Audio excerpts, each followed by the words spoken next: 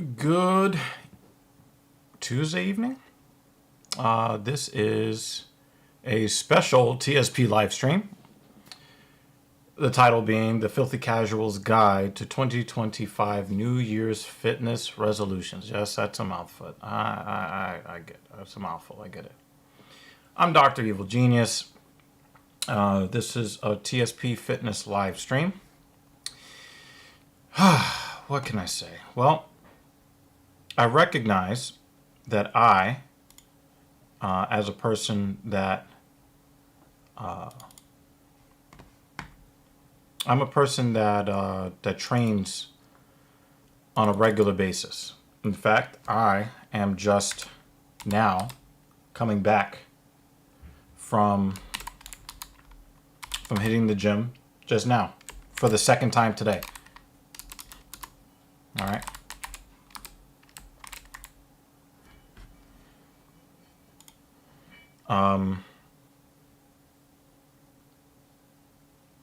Sorry, drawing a blank. Blood sugar's a little low. I've trained twice today. I trained once yesterday. And I recognize that many people look at people who train all the time or people who train professionally, and they look at us as people that just never have any problems. Going to the gym is easy. We love the work associated with training, and for probably 19 out of 20 people, it's just not true. 19 out of 20 people don't train, but of the 5% of people that do, 19 out of 20 people don't love it. We've just developed a work ethic that allows us to continue training. So I understand that every year people have a lot of pressure on them. Got to start taking care of my body. Got to go sign up for a gym membership.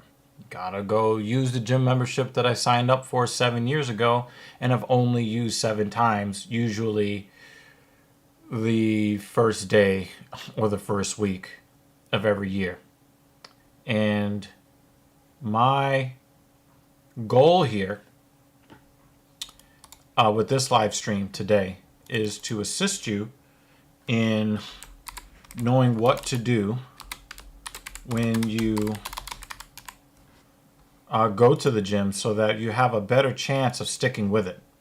And I think that for many of you, that is the missing link.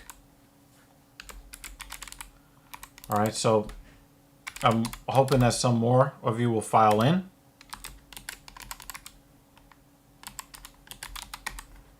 And we will get started with the things that I want to talk to you guys about today. And I'm also going to add a couple of things in the back end to there's some videos that I pledged to have recorded before and I failed to do so. And this is a really great opportunity to help you guys out. All right. So, Midmo, thank you for coming by. I appreciate you, good sir. I cannot wait for you guys to see the slideshow that Mrs. Evil put together with help from Joy Walking. I cannot wait. It's like a 2024 year in review for this channel. And I really can't wait for you guys to see it. I want to start by thanking everybody that has supported this platform for the more than 3 years that we've been working on it. This has been by far the worst and the most difficult year for this project. Coming up here in January will be 1 year since my father lost his life, and about half a year ago, Captain Paul, my podcast co-host cohort, he lost his mother. So it's been really, really tough to create content this year. It's been really hard. But We've been showing up every weekend for the Filthy Casual MMA watch party. There have been those of you who have shown up week after week, and we really do thank you for supporting us. All right, so let's get into the first bullet point, the first tip that we're going to give you today, and that is don't overdo it. This is number one because it's arguably the most important point to remember. So I want to take you guys back down memory lane to a time where you said, 2019, this is my year. For a lot of us, despite what we were hearing going on in China, January 1st, 2020, this is our year. 2022, this is our year. And you go to the gym and you are working so hard. You're starting to feel good, the endorphins are flowing. You're feeling muscles that you have not really felt work in weeks, months, perhaps even years. And then before you know it, an hour has passed, 90 minutes has passed. You feel completely spent. And wow, that was a great first workout of the year. Can't wait to do the next one. And then you wake up the next morning and you have to call out of work. You have to cancel a date. Hell, you might as well just lay there in the bed and poop in your pajamas because you can't move. You have been served a near lethal dose of what we call DOMS, DOMS, standing for Delayed Onset Muscle Soreness. This is a muscle soreness you do not feel during the workout. This is a muscle soreness you do not feel 30 minutes after, an hour after, several hours after. You don't feel it then. It usually occurs sometime between 24 and 48 hours after you've completed whatever it was that your body's not used to. The metabolites and the inflammation in those muscles, from muscles that have not been worked in who knows how long, that is a level of damage that your immune system is not used to seeing. And it is going to kind of go haywire. And that inflammation is going to really deter you. They're going to use pain, they're going to use inflammation as tools to make sure that whatever damage that you did to your body, to discourage you from ever doing it again. The training may not have been lethal to you, but lethal to your confidence, lethal to your motivations to finally get fit. So what we normally see in the fitness industry are a bunch of people that get super gung-ho. This is going to be my year. Then they get hit with the DOMS, and that's why the gyms clear out about 2 weeks after the 1st of January. You don't want to be one of those people. You want to be a person that shows up on January 1st, March 17th, May 9th, July 22nd, September 9th, December 17th, and all the dates in between. You want to be a person that doesn't need to have a New Year's resolution for 2026. How do you do that? Number one, don't overdo it.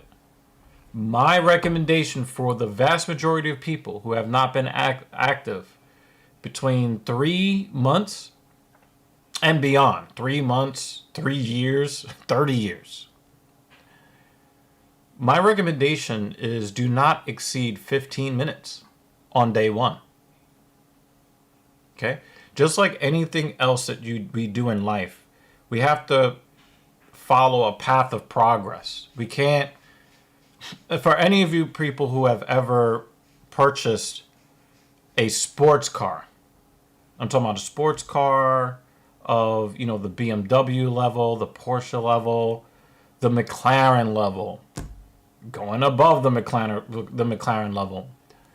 The recommendation is always to not rev the engine above a certain RPM for a certain amount of miles.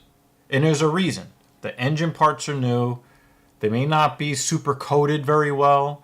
They're not used to the fluctuations between cool hardware and warm hardware, because the metal does contract and expand with use. So they tell you when you first get the car, don't go over a certain speed. Don't rev the engine a bunch. Don't do launch control. Sometimes some companies will lock out launch control to prevent you from doing things that would harm the engine and or transmission. Well, you have to treat your body pretty much the same way. Your body's more important than a sports car. You have to make sure that your body gets used to the activity that you want to do. So you can't go 6 months with doing nothing and then try to do an hour, 2 hours. I've seen people go crazy, 3-4 hours, and then you never see them again. It's just not a smart move. So for number one, people, try to limit that first week of training to around 15-20 minutes maximum, including cardio warm-up, right? You have to warm up your skeletal muscles. You have to warm up your heart for that increased blood flow, that increased heart rate, your lungs, the increased oxygen demands. A bunch of different parts of your body that you can kind of look at analogous to the vital parts of a car, the engine, the transmission. They need the same treatment. So the first week, we want to limit it to 15 to 20 minutes max. Then add 10 minutes a week for the first month.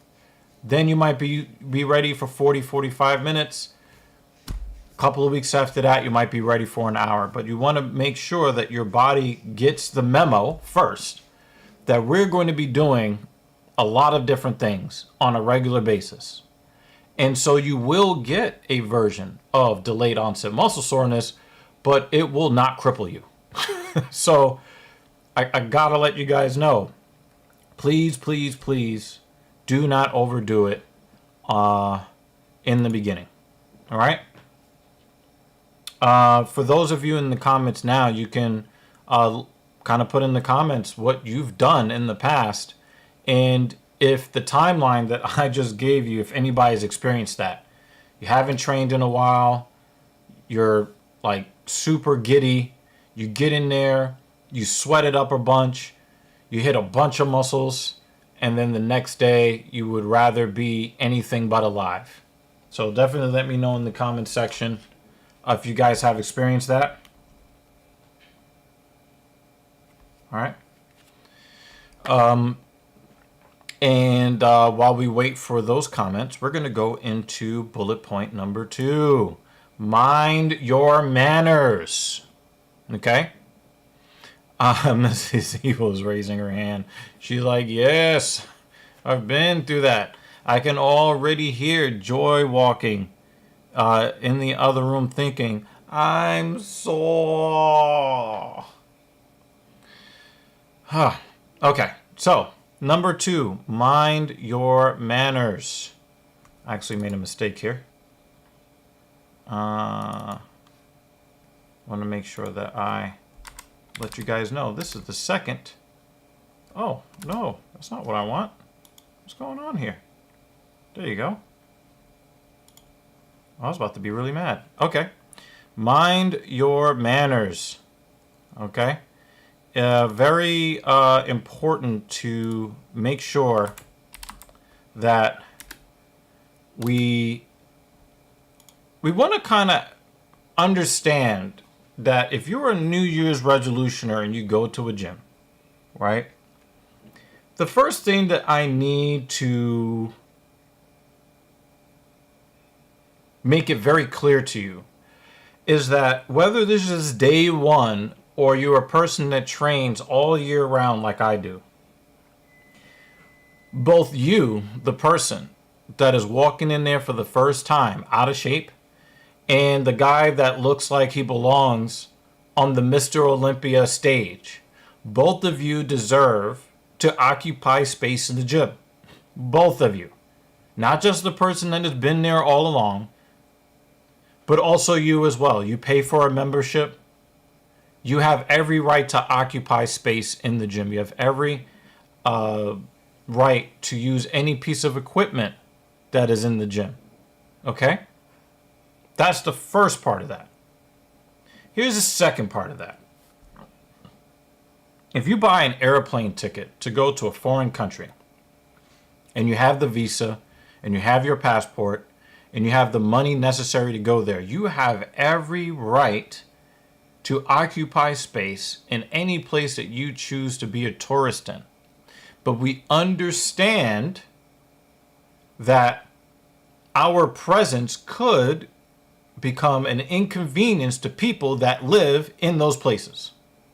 So we want to make sure that we mind our manners. We want to make sure that we do the right thing to make sure that we are adding to the positive environment wherever we go in the world and not being a person that causes issues.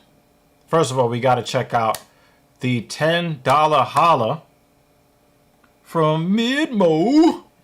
Midmo says, I'm not going to be around long because I work in a few hours and need sleep, but I wanted to show some love to close out. How do you close out the new year? We're about to open it up. To close out the year. There you go. Love you all and hope your holidays were great. Hashtag TSP for life. Thank you so much, sir. You are a valued member of this community.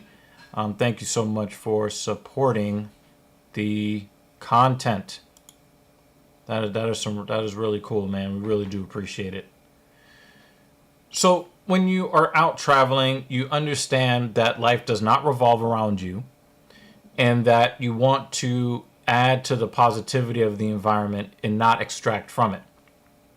So when you are a New Year's resolutioner, look at yourself as kind of like a tourist in a foreign place that people spend a lot of their time, their lives in. And then after you've shown up for several weeks and several months, it's kind of like you are now a resident of the area. You're now a local, right?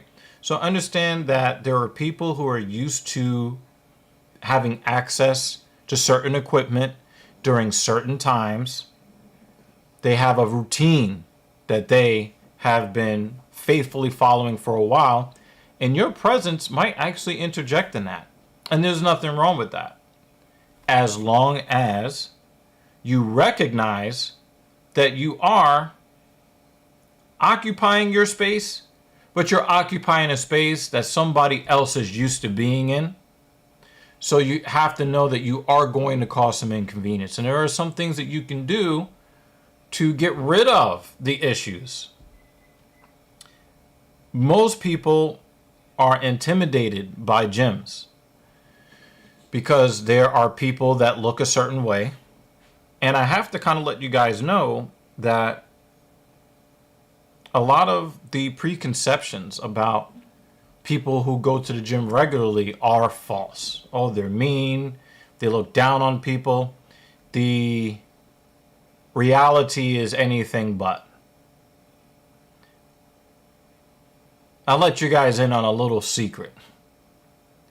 The vast majority of people who are regulars at the gym are people who, let's just say, they have experience in being treated very poorly by people. You're not tall enough. You're not buff enough. you are this, you're not good looking, you're overweight, you're underweight.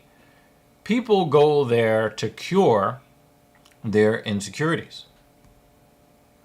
So many of the people that you see there with the physiques that you think, oh my God, they've had this for years, or they're on drugs and they're angry and they think they're better than everybody. It's just not true. The vast majority of people who are at the gym were in your position at some point. So understand that when you go into that area, it would be very out of the ordinary if you spoke to somebody on the floor and they were unfriendly. And so we're going to bring that's going to go into point number 3, but where that kind of fits into point number 2 is that while you do want to be solid and firm in the space that you occupy at the gym as a New Year's resolution or somebody who's starting a program, sharing the machines is really important, and it's so easy to do. So, for instance, let's say that you would like to, let's say that you want to use a row machine. Okay, let's say you want to use a row machine, right? And somebody else wants to use a row machine. The great thing about when you do sets is that you do need time to recover from the sets you just did. Okay? So when you finish a set, you can get off of the machine, let the other person get in a set, and so when they're done with their set, at some point in the process, when they go to rest, you can then go in and do your set. And I'm telling you, the only thing you have to do is say, excuse me, do you mind if I work in? And I cannot tell you how many times, even when I was an inexperienced lifter or someone who is less specialized in certain types of lifting, that the person that you work in with, you might create a friend, you might get a mentor out of that situation. Especially if the person that you're sharing the machine with is much more advanced than you. A lot of people will be very willing to share information with you. Hey, I've been very successful doing it this way, right? So I know I'm kind of bleeding into the third point, but it's okay to approach people on the floor when need be. Okay? Now, minding your manners in a different way is going to be super important. And this is going to be a message mainly for men. And I'm going to need you to hear me on this. Okay? When you're on the gym floor, you're going to see a lot of things on the floor that you're not used to seeing. You're going to see body types that you usually see on television or at the movies. And you're going to walk around the gym and you're going to see a bunch of people with bodies that are going to capture your imagination. I implore you to scan around the room, to not actually stare at anybody on the floor, male or female, especially if they're female. Do not stare. It really does make people uncomfortable, and sometimes you'll stare at somebody and you'll admire their physique and what they've done. And for some of them, they'll become a little insecure because they don't think their body looks good. Right? So that's really important. If you're a man, this is a message for the men. You're going to also see behaviors in the gym that you may not think are appropriate. You're going to see some clothing that you probably think, wow, that's really wild to be wearing out in public. But you must resist the urge to stare. Okay? Some of you may not know about the viral content that has been put up on microblogging sites like TikTok or Narcigram. But there are a contingent of women out there who are looking for an opportunity to gain victim brownie points because someone looked in their direction at the gym. And you do not want to get caught, especially if they have a camera tripod and their clothes painted on their body in super bright colors so that everybody's eyes are drawn towards them. You don't want to get caught out there doing what your brain normally does to things that are meant to grab your attention and keep your attention. Okay? You might be staring at them wondering why are they in a public place in their underwear. You might be wondering why is it that they want attention so bad that they have to wear the most attention-grabbing clothing with the brightest colors to show off as much of their secondary sexual organs as possible while also being upset that people are looking in their direction. You do not want to get caught out there. And even though Joey Swole, shout out to him, might come to your defense, the destruction to your public image, the damage will have already been done.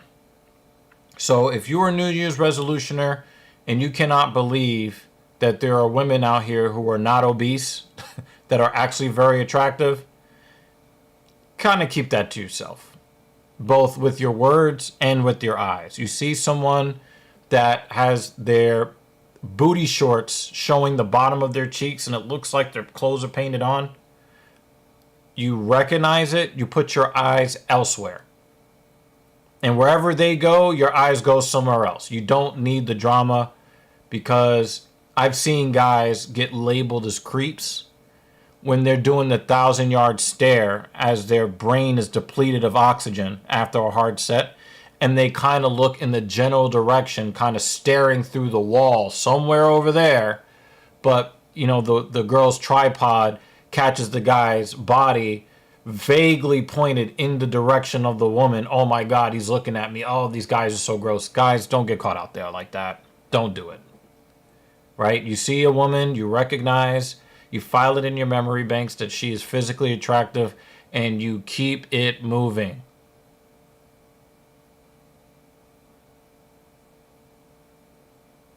Please. Don't get caught out there. It's very difficult to recover from the damage to your reputation, even if you're completely innocent. When it comes to approaching guys on the floor, which is going to be kind of going into the next point, but it's much better if you keep your conversation to other guys in the gym if necessary, as long as you're not interfering with what they're trying to do. I would avoid women in the gym for your own safety. Now, most women are not going to engage in that kind of behavior.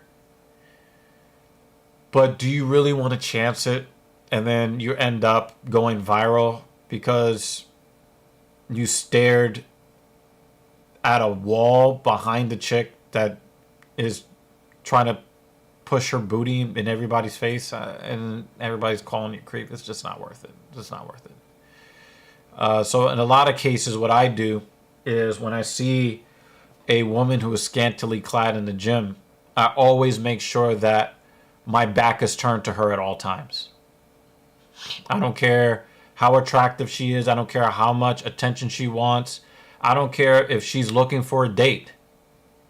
I don't care. I'm not chancing it. I always make sure that my back is turned or my face is turned away from pretty much any woman that's on the floor. You're just not going to catch me so you can destroy my reputation because somebody looked in your direction in public. Not going to happen. All right.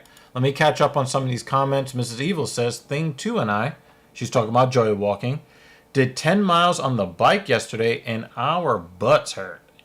I did not cause that pain. And our back and our quads. Thought about biking again today, but our booties said no.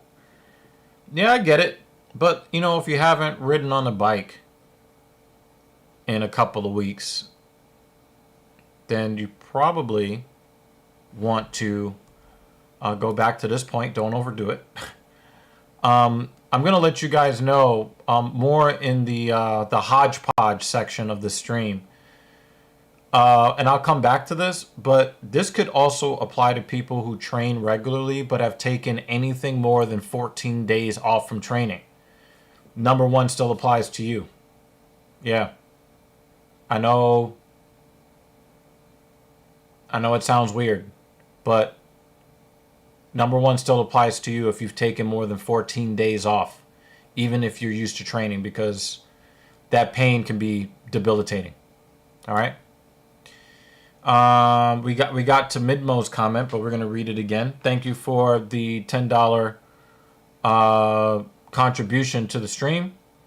Not going to be around long because he has to work and needs sleep, but wanted to show some love and close out the old year and bring in the new year. TSP for life. Thank you so much, buddy. Mrs. Evil responds to him, thank you, drive safe tonight, and we'll see you in the next live stream, of course. And salute to you, brother. Thank you so much for supporting the platform, man. We really, truly do appreciate it. All right, number 3, seek assistance. If you can, professional assistance. Let me get a sip of this protein drink because I had just finished training when I started the stream.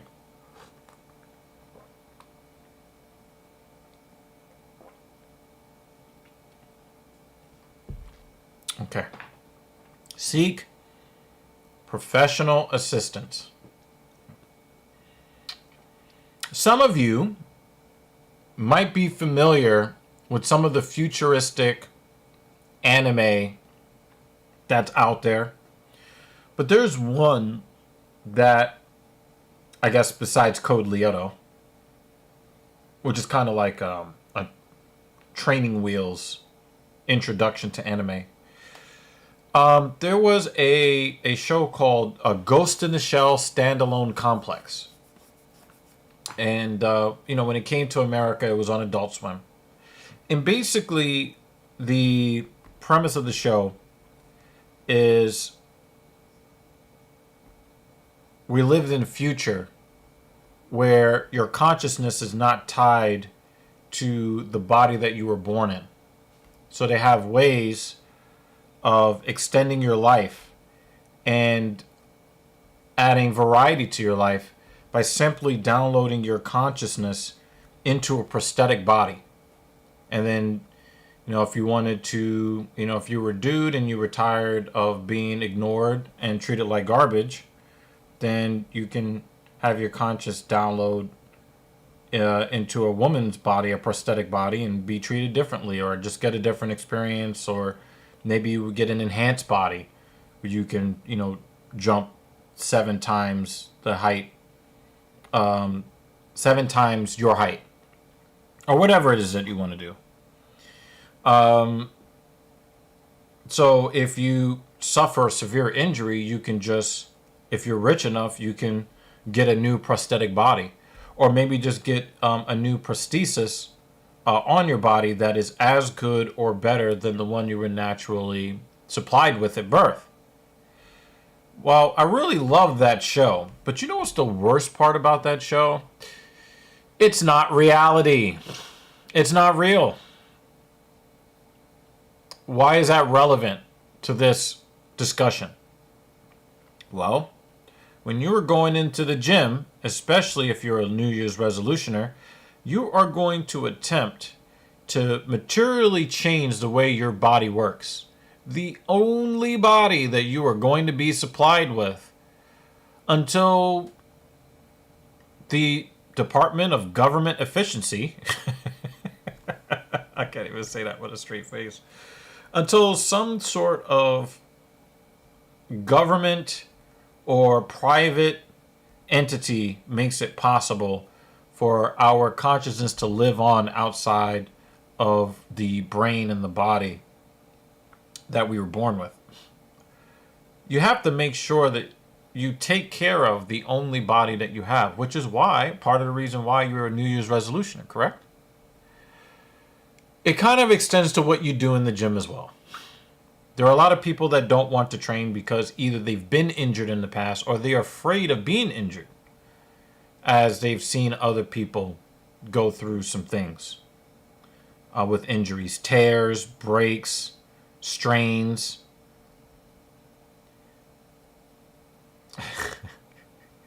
Midmo says, I see I should have stuck around, even if for the dog. I couldn't help myself. I can't even say that with a straight face.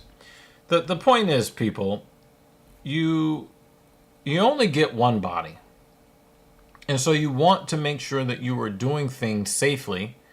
And if you're a New Year's resolutioner, the chances are you probably don't know what you're doing. If you are a medical doctor who sees patients and you can name a bunch of organs that the average gym goer cannot, I'm here to tell you, you don't know what you're doing. Most doctors know how to prescribe medication, and they know how to tell you that if something hurts when you do it, don't do it. The majority of doctors are not on the fitness level where they can just walk in off the street on January 1st and know exactly what they're supposed to do. If you are a medical doctor, take some of the tens of thousands of the hundreds of thousands of dollars a year that you earn and invest it in a professional that understands biomechanics, kinesiology. Please don't try to, I know that there are guys that I've approached in the gym that are like some of the best in the world when it comes to finance, medicine,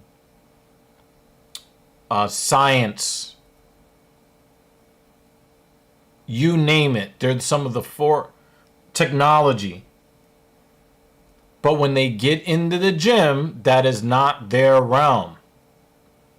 So don't think that because you're an expert in some unrelated field that nobody can say anything to you, you're making a mistake. And I will borrow a phrase from the legal profession where they say frequently that a person that hires themselves as their lawyer basically hired an idiot. You would not go before a judge with your life on the line. You would make sure that somebody who is a legal professional, perhaps the most experienced and the most successful, you would go to them to seek assistance. In the gym, that is really the best bet. You can read textbooks, you can watch YouTube videos. Nothing will really, I mean, there are apps now. There are things that you can hang on your wall that have like this interactive screen. You'll see that some fitness YouTubers are hawking, next generation fitness technology. Nothing is going to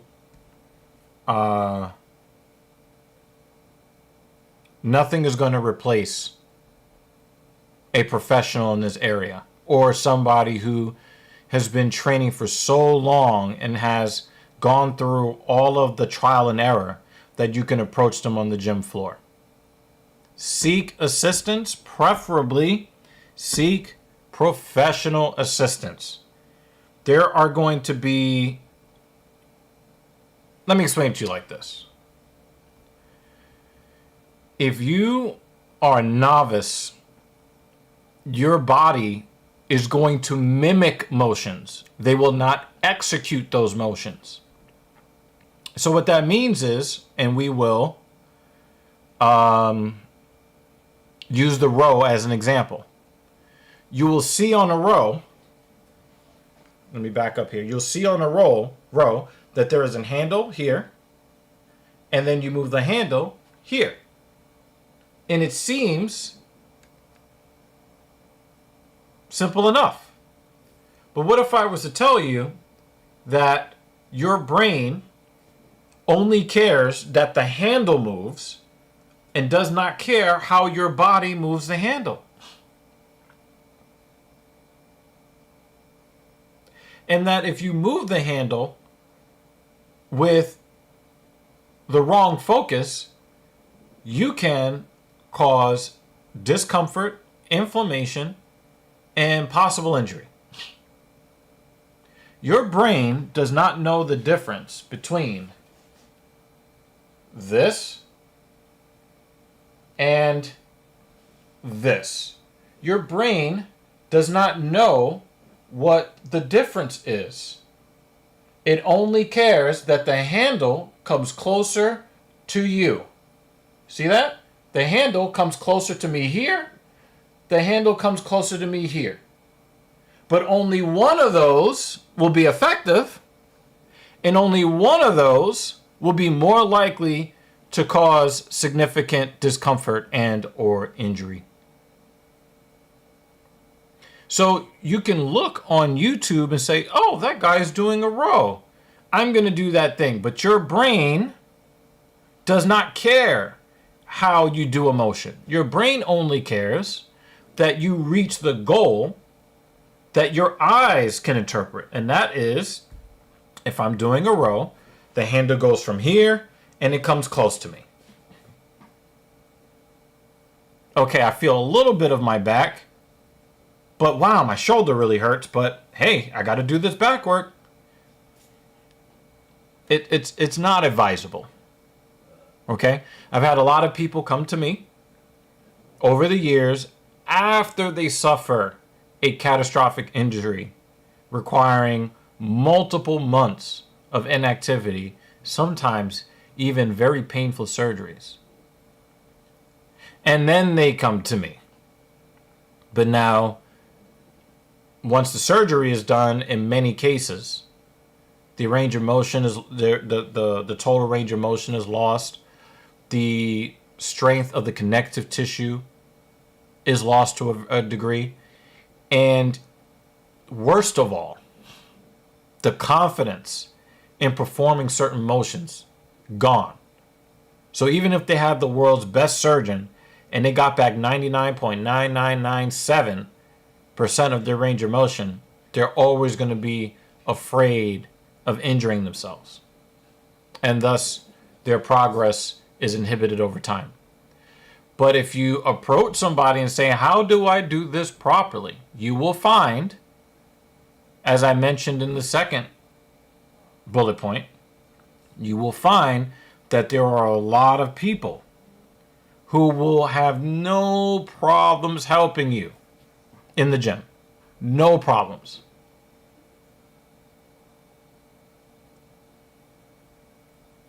hey, I'm feeling, this feels uncomfortable. I actually had an older gentleman, probably in his 50s or early 60s. He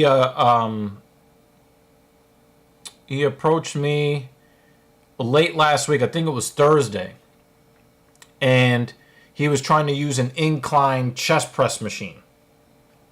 And he was like, "This doesn't feel right." And he says, "Sir, am I doing this right? Because it doesn't feel good." And I looked at what he was doing, and I said, "Oh, you just need to raise your seat up." So he raised the seat up. It changes the trajectory of the movement. He felt it where he wanted to, and he was like, "Thanks." He said, "I asked you because you look like you know what you're doing." And so, obviously, I'm a professional in I'm a professional in this sector, but there are people who are not professionals that really do know what they're doing, and they have an excellent understanding of their motor patterns and how they connect to their muscles, and they can give you great advice. I've taken advice from people who are not trainers. There are certain movements from people who are not trainers that I've stolen, and I use them to this day. So the people that look really good in the gym and are not constantly rubbing, after every set, they're not, or grabbing at their lower back, right? They're just breathing hard, they're lifting heavy, or they're doing high volume work. And they're not like, oh my God, this hurts so bad, right? If you see one of those people, those are the people that ask for help. If you're a woman, you can ask anybody on the floor for assistance. If you don't want male attention, do not approach a man on the floor. Approach a woman on the floor. The women are very, very quick to help each other in the gym. Very quick. All right? If you don't want a guy trying to get your phone number, or, thinking that, he's got a chance, do not approach them on the floor unless they are wearing a uniform for the gym that you are visiting. If they've got a uniform on, their job is to help you. Their job is to stay professional and not try to see if they can, get your phone number or something after the fact. Okay? If you are a man that needs help and you see a woman on the floor and she looks like she knows what she's doing, go find a man that looks like he knows what he's doing. Or you can find a woman that is in the uniform of the gym that you're in, and keep it about the help that you need. Please don't start hitting on them. They get hit on all the time. Don't try to get a phone number. You're there to learn so that you don't get hurt. And I know that is a very cynical and harsh message to give you. I get it. I wish that we lived in a world where you can compliment a woman without offending her. That you can let her know that you're attracted to her and you want to take her out for dinner. We don't live in those times anymore. Those days are over. Just what it is. And I'm not telling you this to shame you guys. We don't do that here on TSP. I'm looking out for you and your best interest going forward. You're a person that is going into a gym, into an environment that you're not used to being in, and understanding that etiquette is important. So always look for assistance from people who are competent, especially professionals. There are reasons to avoid the opposite sex in the gym if you're a man and if you're a woman. And the reasons are different. And we just have to accept that is the case in our current environment until something changes. But for right now, I would like all of you to stay safe and to feel safe in the gym. And for women, that means sticking with communicating with gym employees and other women. For men, that is communicating with gym employees and other men. And please don't try to get the female employees' numbers. Just leave them alone. It's you have a better than 99% chance of being rejected anyway. Just leave them alone. Right? Go there for what you were supposed to be going there for. Okay? Again, please understand this is the only body you get. Seek the best guidance that you can get to make sure that you can avoid injury, that you can also be effective in your training to get closer to your goals as quickly as possible. Trying to wing it, you might eventually get there. There's going to be a lot of trial and error. There might be some pain. There might be injuries that could set you back weeks, months, or even years. Or you can ask a person that looks like they know what they're doing to say, hey, can you help me do this, or can you help me use this machine properly? And if they don't know, but they look like a person that has been going to the gym there for a long time, they will point out the people on the floor that know what to do. So don't be proud and don't be afraid. People are not mean at the gym. Okay? I know that, there are a couple of assholes in the fitness community that have basically gone viral for how big of, assholes that they are. They're not even worth mentioning on this platform by name. But those are the extreme minority. Most people are very kind, and they will jump at the chance to help somebody if they think they can. All right? Okay. Now, let's look at the comments. Midmo liked the Department of Government Efficiency line. That was for you, buddy. Mrs. Evil says something that I think is important. She says, I'd like to hire a running coach eventually. For now, I watch videos and purchase running plans from running coaches I follow. Now, I'm going to put this back up because I think it's important. Okay? I want you people to know that professional athletes and professional coaches of athletes and professional coaches of professional athletes, many of them hire coaches. When I was a trainer at a popular chain gym here in New York City, I hired one of my coworkers. And I think my deadlift went from 240 pounds to 335 pounds working with one of my coworkers for about a month or two. When I was out on my own as a private trainer, I hired several trainers for one-offs to learn what they know. But you know what I got out of it? I learned how to train with more intensity, because when you're by yourself, you're basically limited by your own mental strength to push through the fatigue. When you're working with a trainer, even if you are a trainer, you're going to be working at a pace and you're going to be working with sets, reps, rest, and tempo schemes that you're not used to. And it's going to be more difficult than what you normally do. Mrs. Evil is a running coach, but wants to hire a running coach. That is a smart running coach. Right? None of us are the best in the world at even what we do. Mrs. Evil has run 10 races of 26.2 or longer. One of her races, she ran more than 31 miles at a time.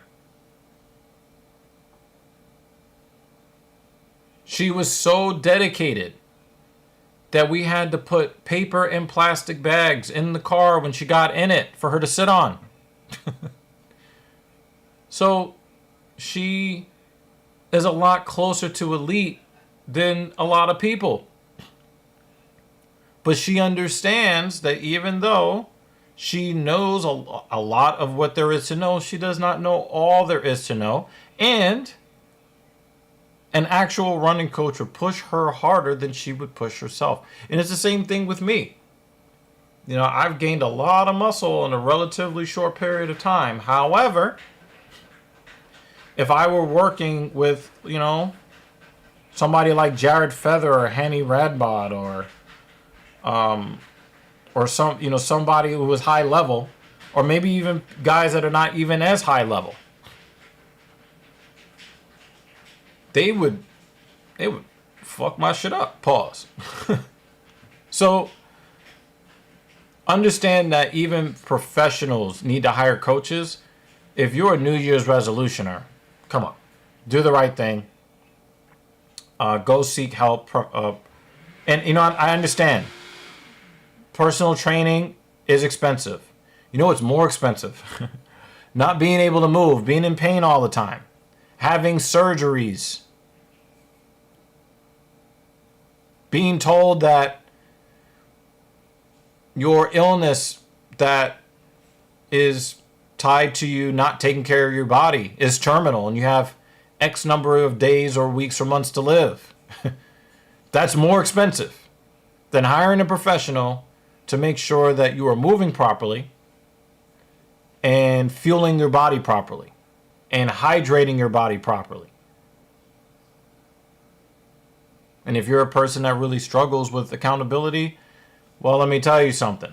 Most trainers have a 24-hour cancellation policy. You don't show up for the session, you lose the session. That's money out of your pocket, or you go show up. There's accountability there as well. Okay? So do it. Don't mess around. I know it's expensive. It'll be well worth the money. And you don't even have to hire Dr. Evil. You can hire anybody you want. Just make sure that they understand kinesiology. They have an attention to detail. They understand movement patterns at a high level. All right? Okay, now, lessons learned in 2024. And this is where you guys can kind of jump in, people who are more you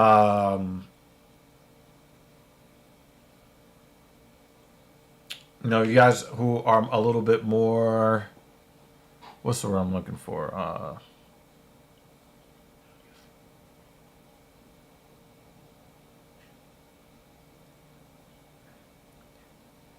You train at a regular rate. You are kind of like advanced at what you do. This is your time to like step in and give some tips here in the comments section. But I'm going to talk to you guys about some of the things that I learned in 2024. And I was supposed to do a separate video on this first point that I'm going to bring up. But I'm going to talk about it right here and now on this live.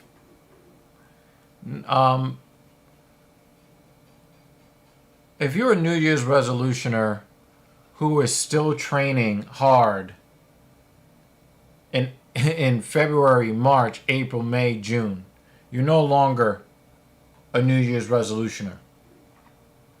If you make it that far,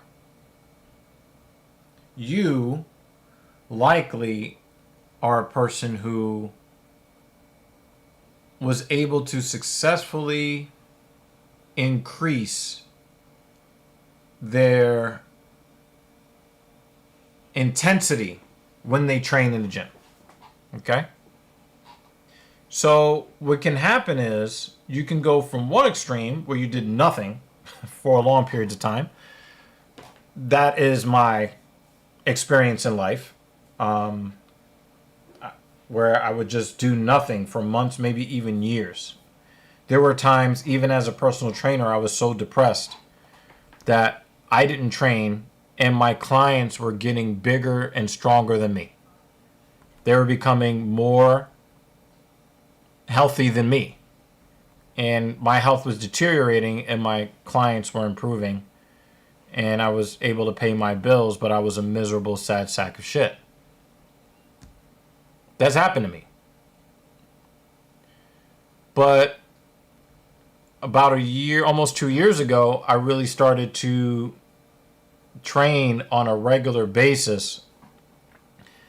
And,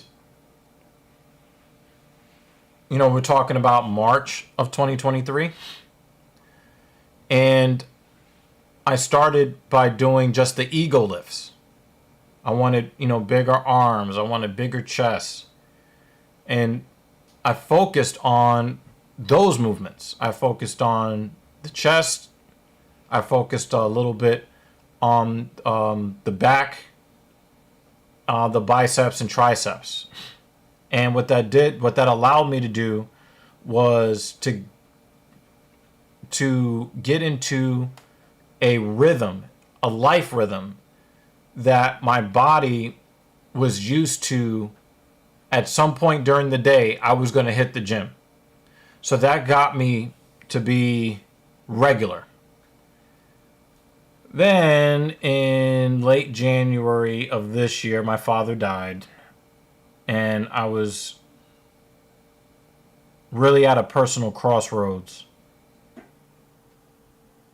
And I remembered my dad sending me a screenshot of a filthy casual MMA watch party that I was trying to host from a hotel gym. Ironically, while Mrs. Evil was running the longest race of her life. And so I had to host the show by myself, but I didn't want to skip a day in the gym. So I just kind of turned it into a makeshift training live stream while watching the fights. And my dad, who did not like MMA because it was violent, he would always pop in to support this platform anyway. With a like, he would drop some comments.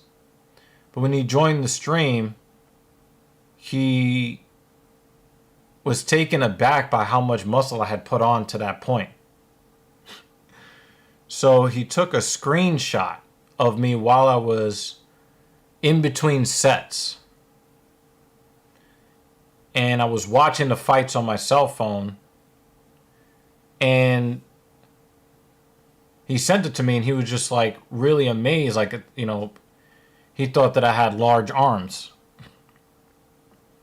And he was very proud of me for a lot of the hard work I had done.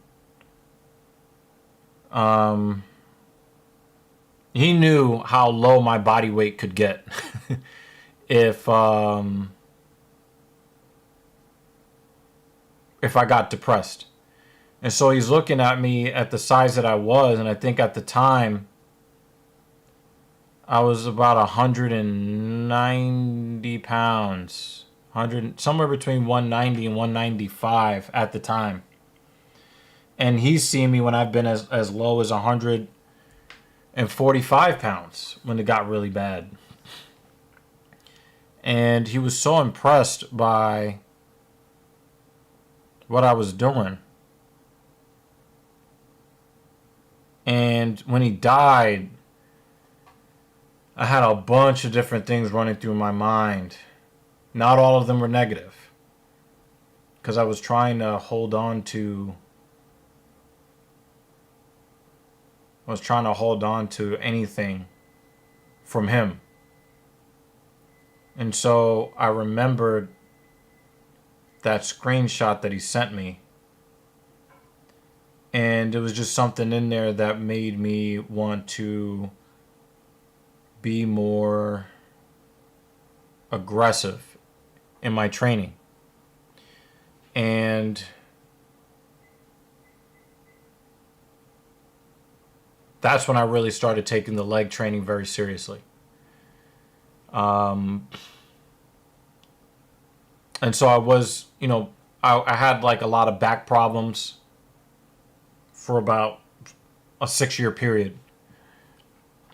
and I learned from some pro bodybuilders how to train in a way that would fix my back pain.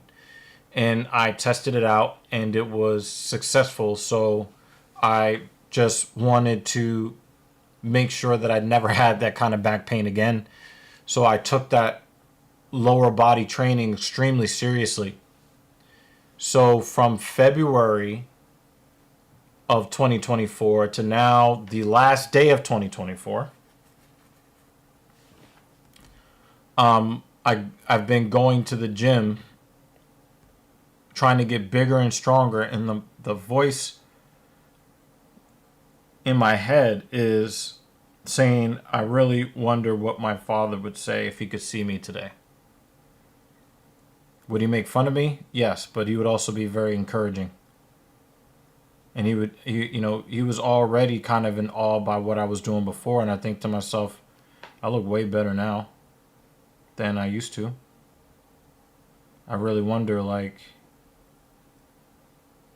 and the thing is, you can get inspiration to train and train hard from anywhere. Sometimes people get it from a health scare of their own. Sometimes they get it from a health scare from their parents or a best friend that died from or almost died from some kind of sedentary lifestyle, overeating, obesity related malady.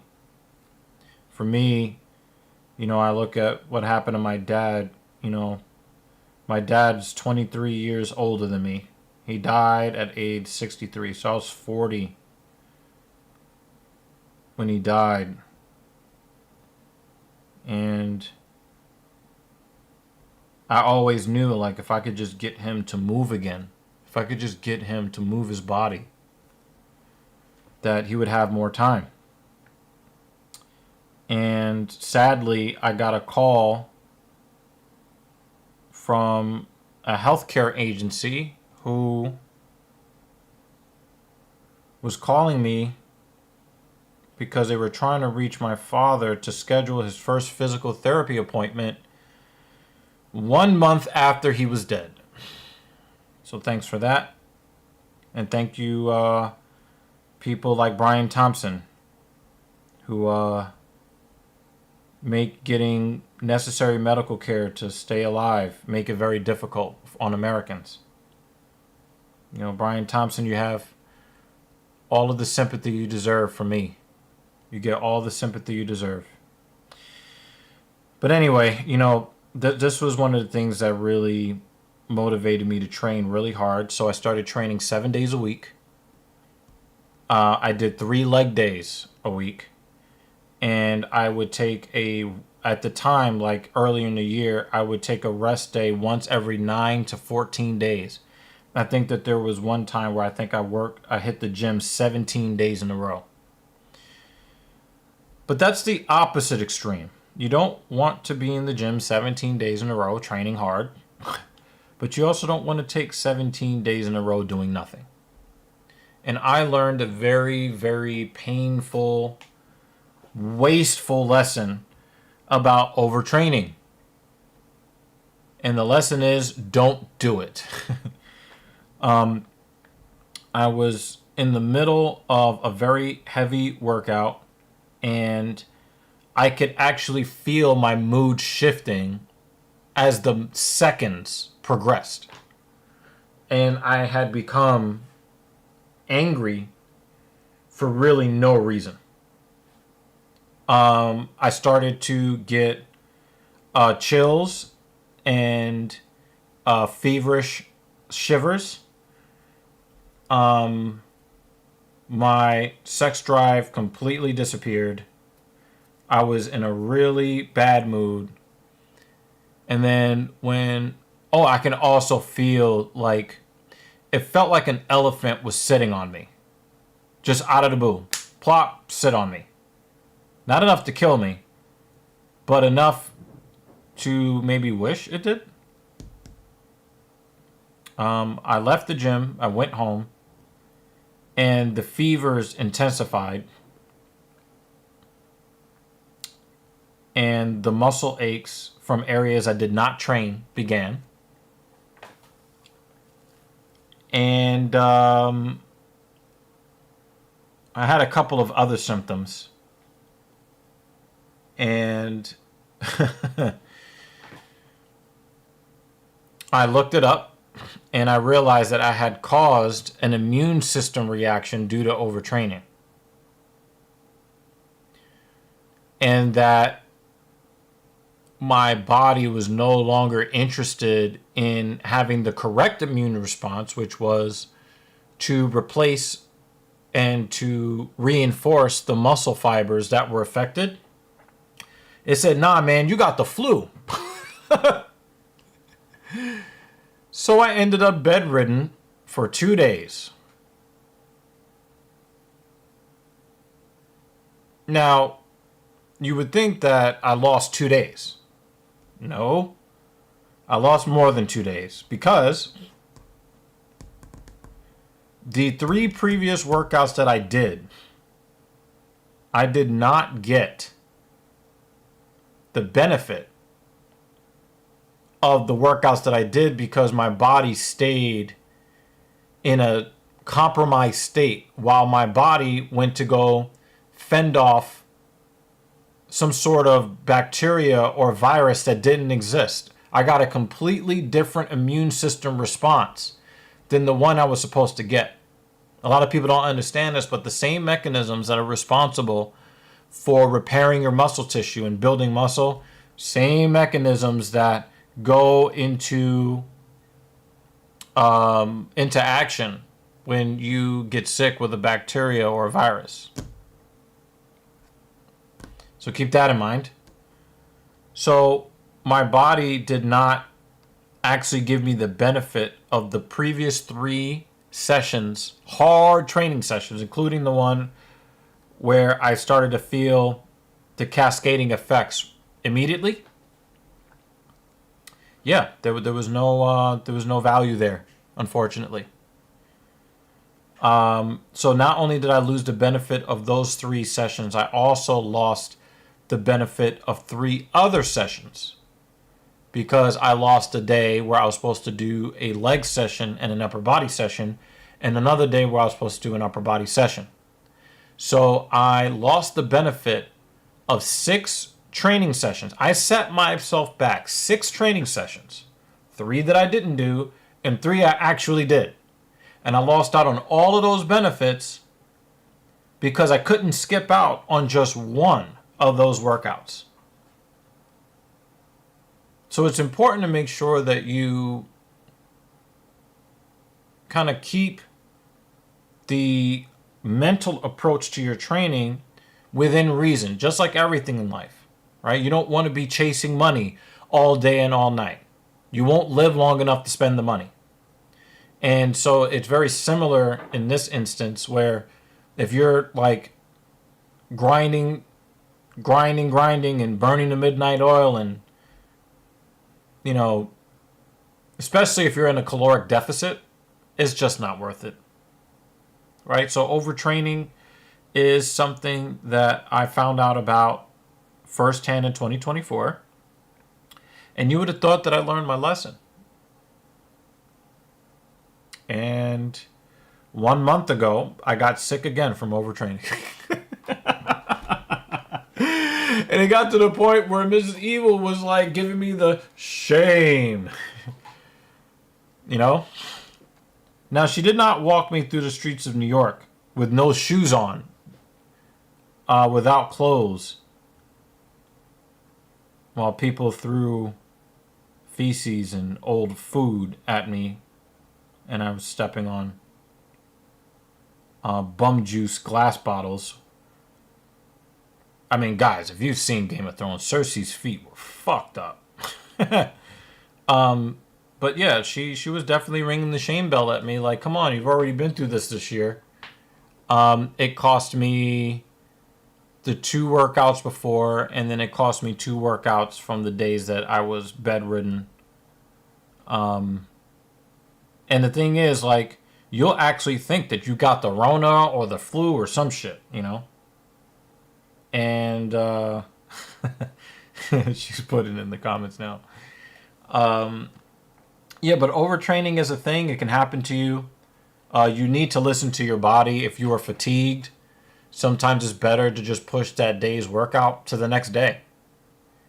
Your body needs time and your body needs resources to kind of put your body back together again before you actually do become Humpty Dumpty. Okay? What other lessons did I learn? In 2024, I recognized that, how do I put this? I recognized that I can always improve my movement patterns. I can always do it. There is never going to be a time, I believe, that I am going to nail the proper movement pattern every single time. There's always a greater version of the movement that you're doing. And one of the things that has really helped me a lot is understanding I like to call it the spirit of the movement and not necessarily what the form is. I really hate it when people use the word form, because form is what it looks like. Execution is what it is. I learned that having a perfect looking anything is very close to worthless.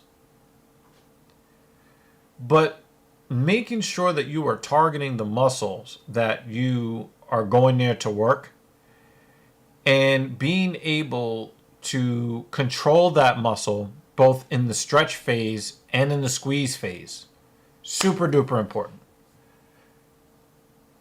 Now, does that keep me from possibly being injured? Yes, but I discovered a greater benefit to making sure that I'm in control of every repetition on every movement to target certain muscle groups and not involve any other unnecessary muscle groups. And that is especially when I am moving heavy weight. If I'm moving heavy weight and, again, using the row, if I'm squeezing the muscle, the squeeze in the muscle is fine.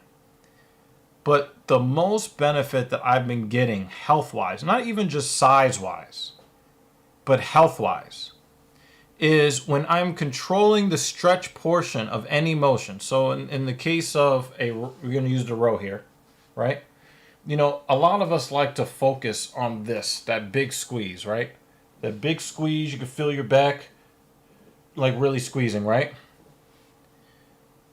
I've recognized that the stretch portion, where you just kind of let that muscle that you just squeeze really stretch as far as you can and control it before squeezing again, right? I recognized that when I started really prioritizing the deep stretch in my motions,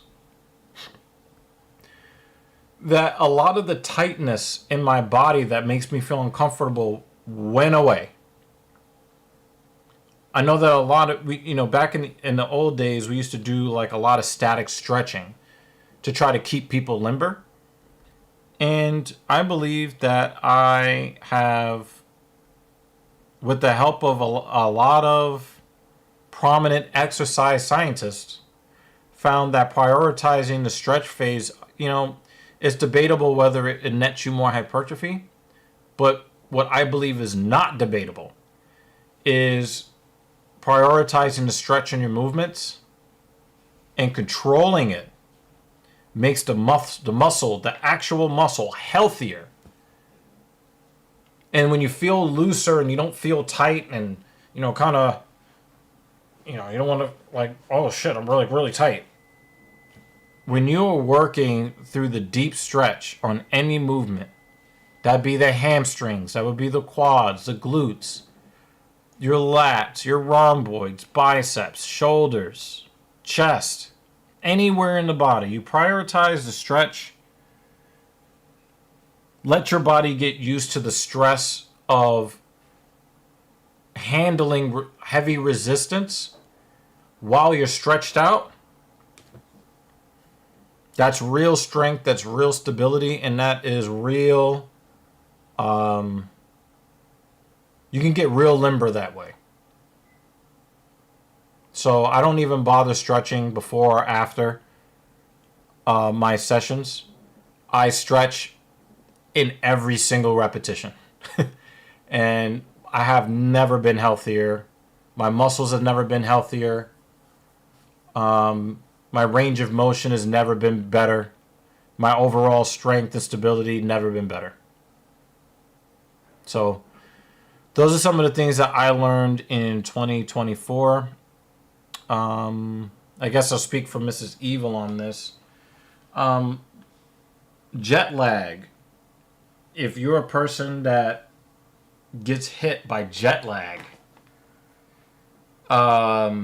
it can really mess you up in a bunch of different ways that you probably wouldn't expect. You just wouldn't expect it.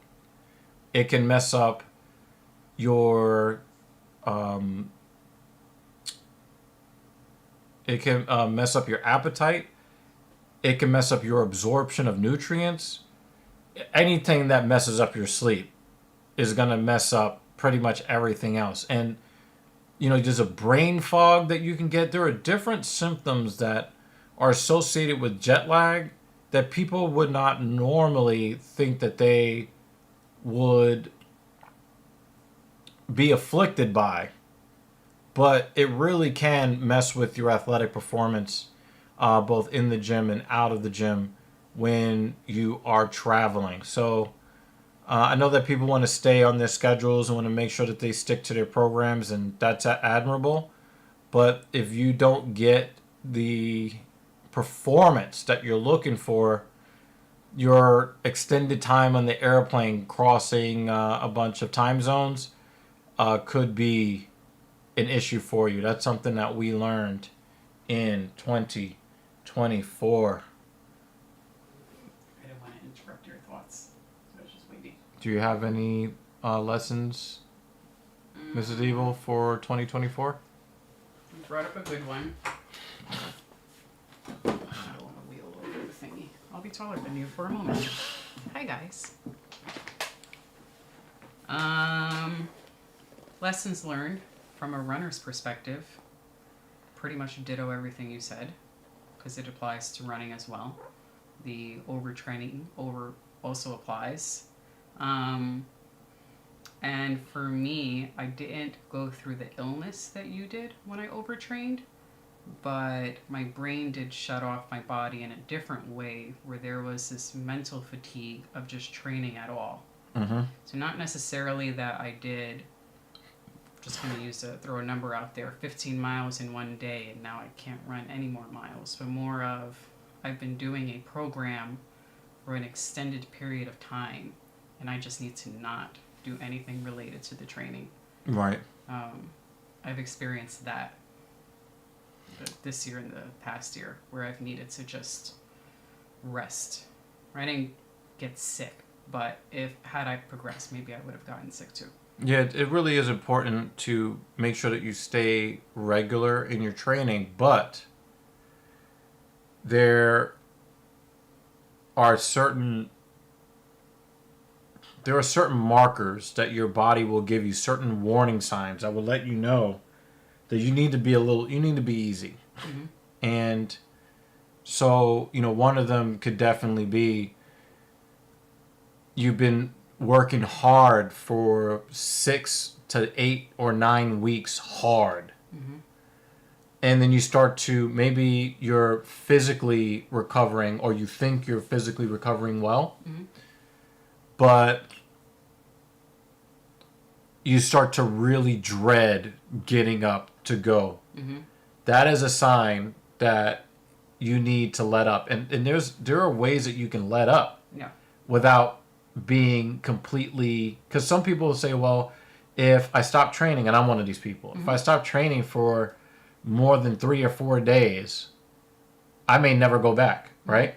Mm-hmm. So that's where the benefits of um, deload weeks are really, really useful, where you do the same motions on the same schedule that you would normally do, but at an intensity that you would swear is wasting your time, right?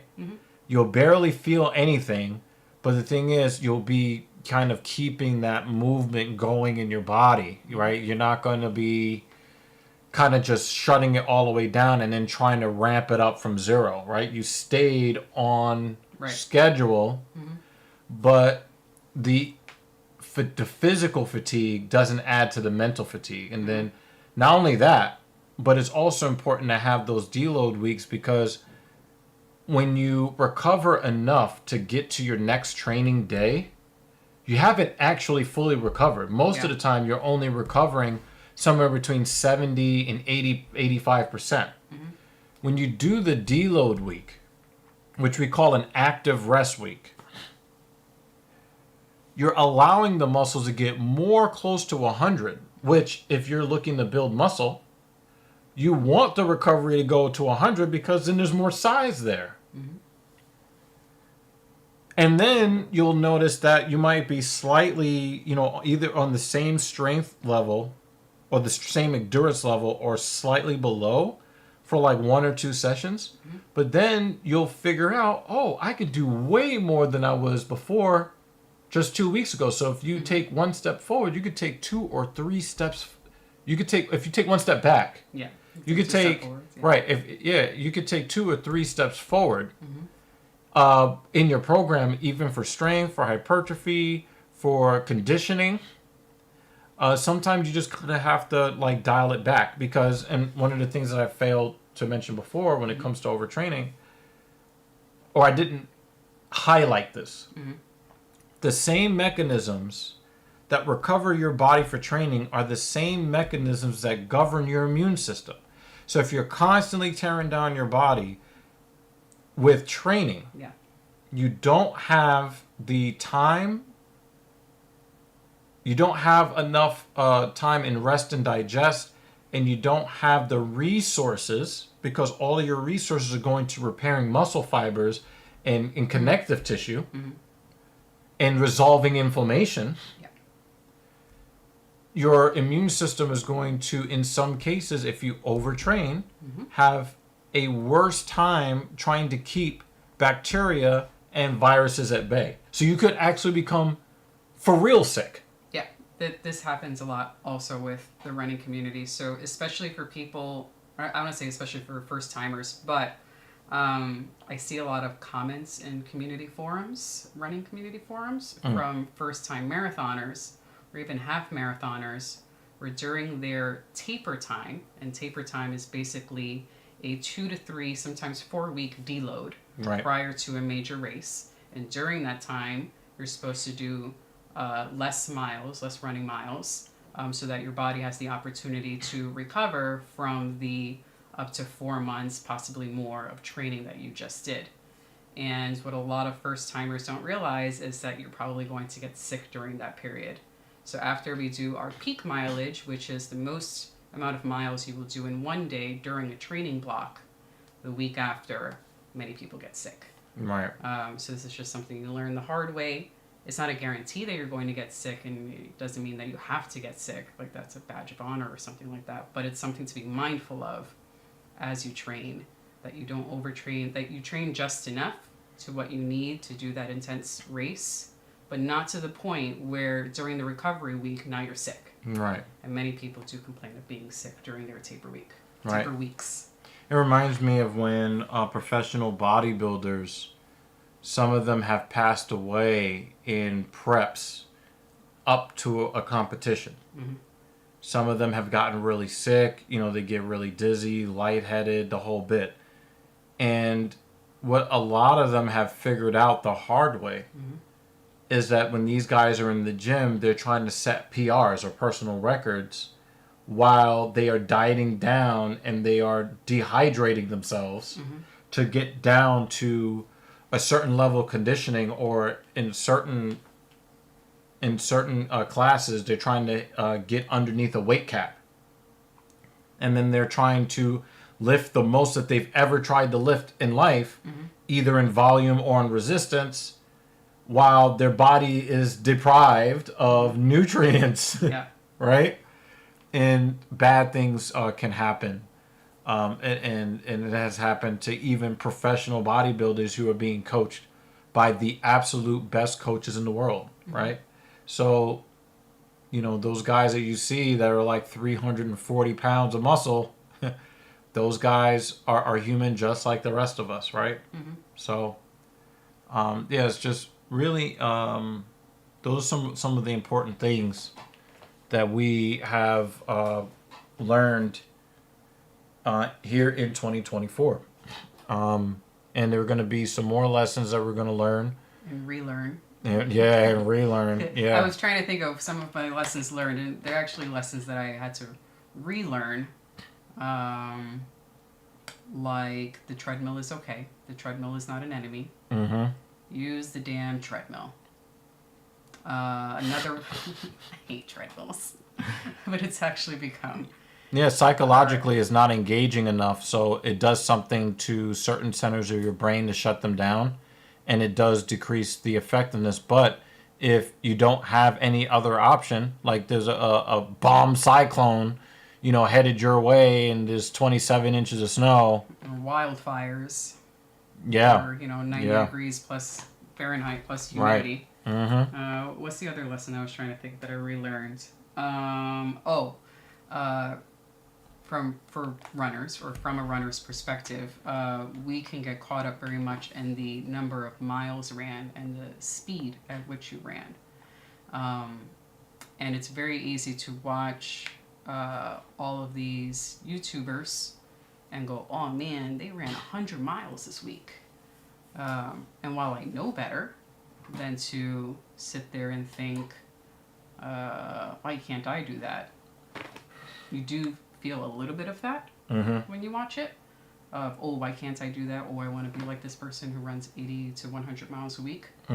However, the number of miles ran is not always the most important. Probably is not the most important, but actually the time on feet. So I feel like I'm going back to the beginning, or back to fundamentals of the method when I first started to train for marathons. When I was first training for my very first marathon, and I focused on time-based runs.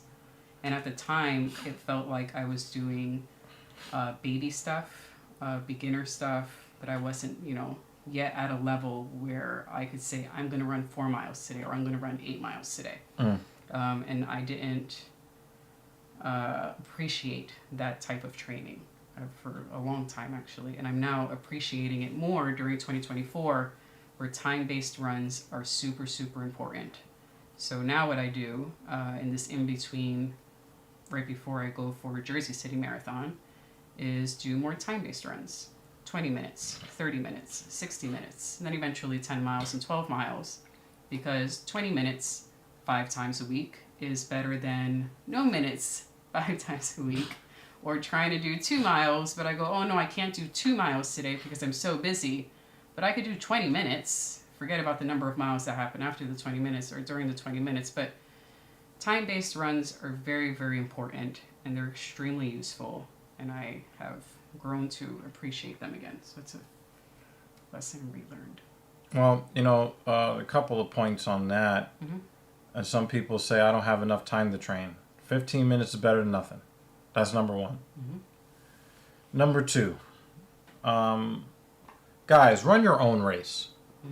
Yes. And this is going to be a problem more for men than for women.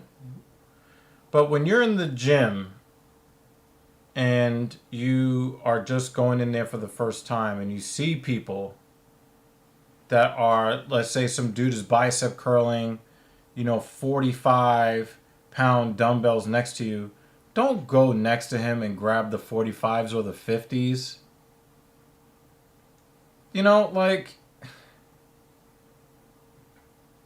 When you were like using your whole body, you're doing some body English to kind of slinky the weight up.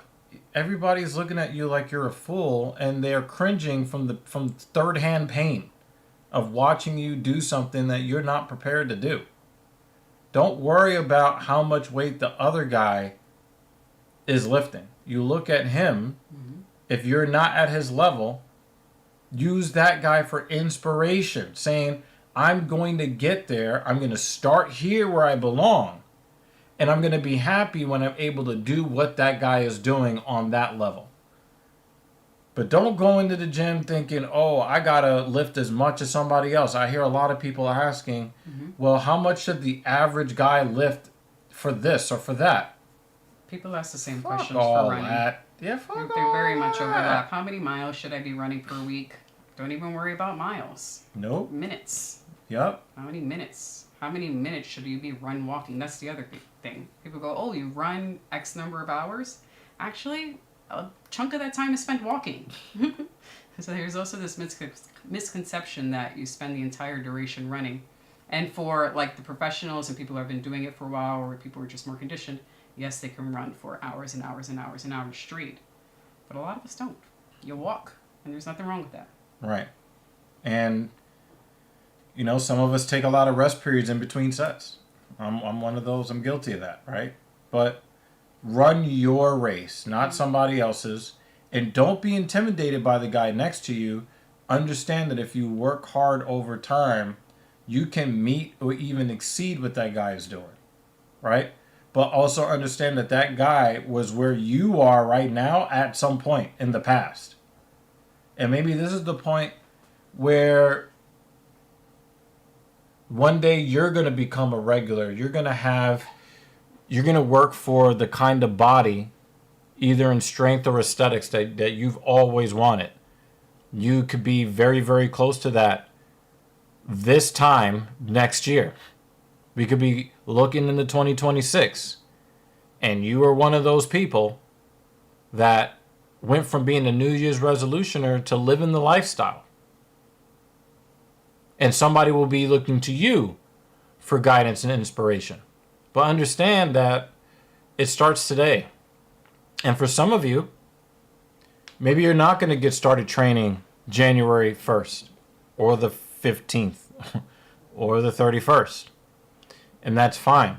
Understand that you can start a resolution to do something good for your health any day of the year. When you're sick and tired of being sick and tired, and you want to be healthy or you want to look better, I'm always here for guidance. We are here almost every Saturday. I know we had like a month off of the Filthy Casual MMA watch party. Back in January. But, you know, you come through our live streams when we're doing anything. You can always ask any fitness-related question. I will help you. Or your driving live streams. You know, my driving live streams on the DEG channel, which is the link to the Dr. Evil Genius channel, is in the description of this video. And I cover fitness topics 3 times a week, at least, on that channel. You can ask any question you want. You can contact me if you would like my services. I do remote services. I do program writing. Ugh. I hate doing program writing, but I'll do it for a nominal fee. But there are a lot of different resources that are out there. People who will be patient with you, will walk you every step of the way. I just started working with a woman who's 72 years old.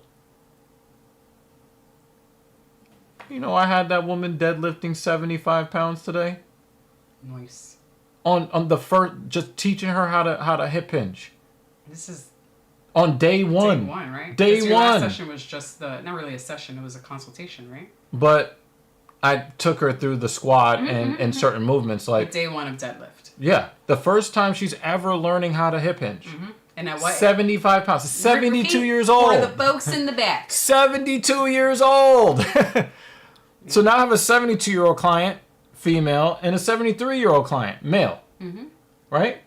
I got them doing stuff. I had the other guy bench pressing 75. I'm like, yo, let's do this. You know, let's do it. You know?